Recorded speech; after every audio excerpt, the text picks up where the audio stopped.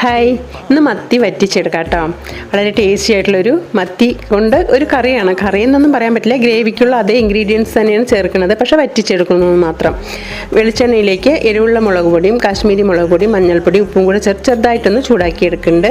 1/2 teaspoon ഉലുവപ്പൊടിയും കൂടെ ചേർത്തിട്ടുണ്ട്. ചെറിയ ഉള്ളിയായിട്ട് ചേർത്തിരിക്കുന്നത് ഒരു 20 ചെറിയുള്ളി ചതച്ചതും വെളുത്തുള്ളി ചതച്ചതും ഇഞ്ചി ചതച്ചതും കൂടെ ചേർത്ത് നന്നായിട്ടൊന്ന് വഴറ്റിയെടുക്കാം.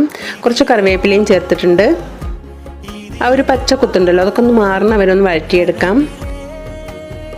അതിനുശേഷം നമുക്കൊരു നെല്ലിക്ക വലുപ്പത്തിൽ വാളൻ പുളി കേട്ടോ ചേർത്തിരിക്കുന്നത്, പിഴിഞ്ഞ് ചേർത്തിരിക്കുന്നത്. വേറെ വെള്ളമൊന്നും ചേർക്കരുത്, ആ പുളി പിഴിഞ്ഞത് മതിയാവും. കഴുകി വെച്ച മീനും കൂടെ ചേർക്കുന്നുണ്ട്.